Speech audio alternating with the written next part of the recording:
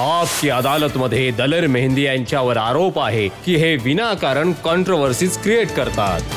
खूप मोठी कॉन्ट्रोवर्सी तर आपण डिस्कस करून घेतली, पण याच्या आधी पण अशी संधी आल्या आहेत जेव्हा जेव्हा तुमचा अल्बम येतो कोणती ना कोणती कॉन्ट्रोवर्सी येऊन उभी राहते. मी तुम्हाला उदाहरण देतो.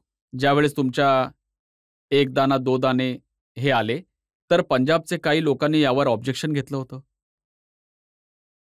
याचं कारण हे राहिलंय की मी खूप वेळा सरळ गोष्ट केली आहे की माझं काम म्युझिकचं आहे. माझं आणखी कोणता बिझनेस नाही आहे. माझा गाणे वाजवायचा बिझनेस आहे, ज्याला मी बिझनेसच्या पद्धतीने करतो. तर मला कोणत्या शोवर बोलवतात, समजून घ्या कोणत्याही डिपार्टमेंटचं आहे, आणि ते शोवर बोलवतात तर ते या चक्करमध्ये राहतात की यार आम्ही अमक्या डिपार्टमेंटमधून आहोत, तर दलेर मेहंदी जर येतील तर आमच्यासाठी फ्रीमध्ये गातील. तर मी साफ नकार देतो की दादा मी इन्कम टॅक्स पेई आहे आणि इन्कम टॅक्स देतो.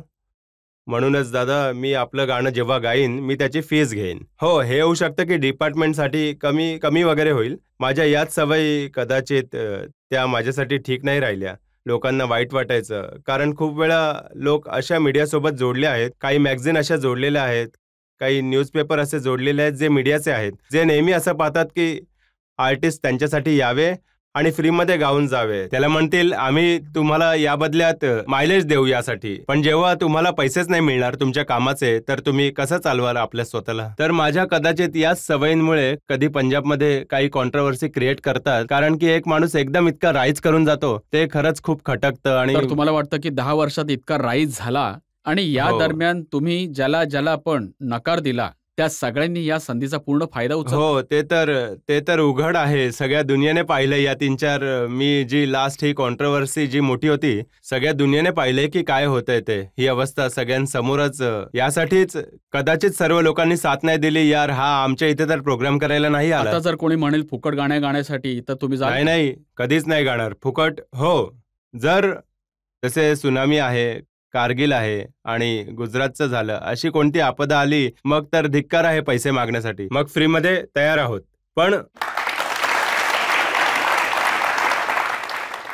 पण जर असे तुम्ही म्हणत असाल की आम्ही अमक्या डिपार्टमेंटचे आहोत, आम्ही तमक्याचे आहोत, तर मोठे कष्ट, जसे तुम्ही समजा माझं घर दिल्लीमध्ये आहे, तर आता त्या एरियाचे जर समजून घ्या एखादे एमएलए म्हणतील की दलेर मेहंदी माझ्यासोबतच उभे राहावे इथे येऊन. जर मी नाही गेलो तर होऊ शकतं कधी पाणी बंद केलं, कधी वीज कापतील, चालत राहील. तर या सगळ्या गोष्टी खूप दुःखदायक असतात आर्टिस्टसाठी. आणि एकटा मी नाही भोगत आहे, अजून किती आर्टिस्ट आहेत जे बिचारे खूप दुःखी आहेत या अवस्थेमध्ये. मी तुम्हाला प्रश्न विचारायच्या आधी हे सांगू इच्छिते की तुम्ही हसताना जास्त चांगले दिसता, तुमच्या डोळ्यात अश्रू चांगले नाही मी दिसत. तेच म्हणतोय की माझे रजतजींसोबतही आता जेव्हा बोलणं होत आहे की मी कधी रडत नाही आणि घाबरून तर कधीच रडलो नाही. आणि बस इथून पुढे रडू पण नका. धन्यवाद, कधीच नाही रडलो. थँक्यू.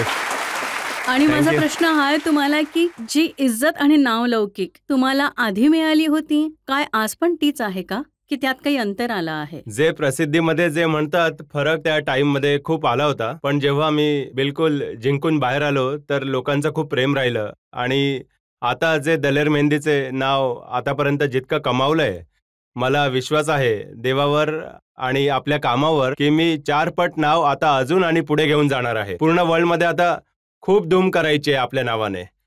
बघा तुम्ही. जे पण मी आता तुमची दुःखद कहाणी ऐकली, हो, it was very pathetic. Thank I am you. So much moved. I am just like a mother और a grandmother Thank too you. You. Thank I you. Wish you all the happiness आणि जास्तीत जास्त प्रसिद्धी. पण Thank you. नक्कीच Thank you हे very जे much. काही झालंय हो, त्यांनी तुमच्या प्रसिद्धीला 4 चांद लावले. धन्यवाद, खूप खूप धन्यवाद.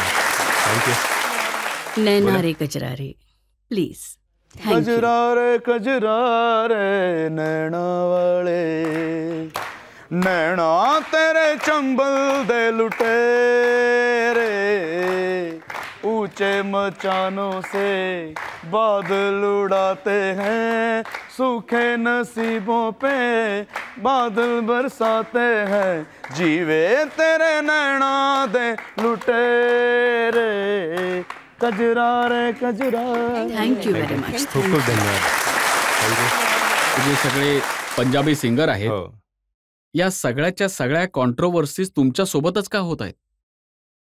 कदाचित कृपा असते, कारण जेव्हा कोणी व्यक्ती यशस्वी होतो तर हे जनतेचं प्रेम आहे, तुमचं नशीब आहे, आई वडिलांचे आशीर्वाद आहे की एक अशा जागेवर आपण बसलो आहोत आणि त्यासाठी आपण पूर्ण पूर्ण मेहनत आणि कामही करतो. कारण फक्त दलेर मेहंदी हे नाही की दलेर मेहंदी एका गाण्याने बनलेलं आहे. मी यासाठी खूप मेहनत करतो आणि लोकांचे आशीर्वादही आहेत. तर कदाचित तुम्हाला वाटते आहे यशस्वीतेची किंमत चुकवावी हो, लागते? नक्कीच चुकवावी लागते आणि खास करून नेहमीच आर्टिस्टला तर, कारण की आर्टिस्ट एक असा व्यक्ती, अशी एक गोष्ट आहे की तो एकदम मनाच्या प्रतिशोधाची भावना ठेवूच शकत नाही. कारण की मी जास्तीत जास्त काय करू शकतो? गाणे गाऊनच 2-4 शिव्या देऊ शकतो गाण्यामध्ये.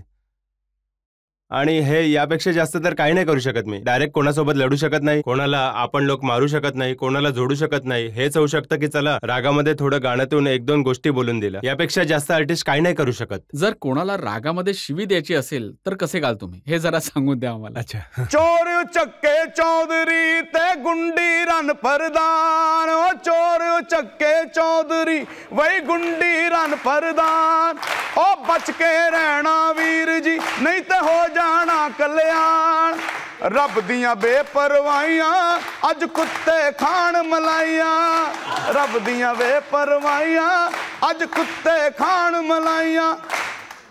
आता मी हे सांगतोय की एक वर्ड आहे, बिना क्लॅपचा हा ऐका. ओ नित नवी डकैतियां ते होंदे बलात्कार, वही नित नवी डकैतियां ते होंदे बलात्कार, ओ थाने पुलिस कचहरियां सब मिली जुली सरकार, हो बच के रहना वीर जी नहीं ते हो जाना कल्याण, रब दियां वे परवाहियां अज कुत्ते खान मलाइयां.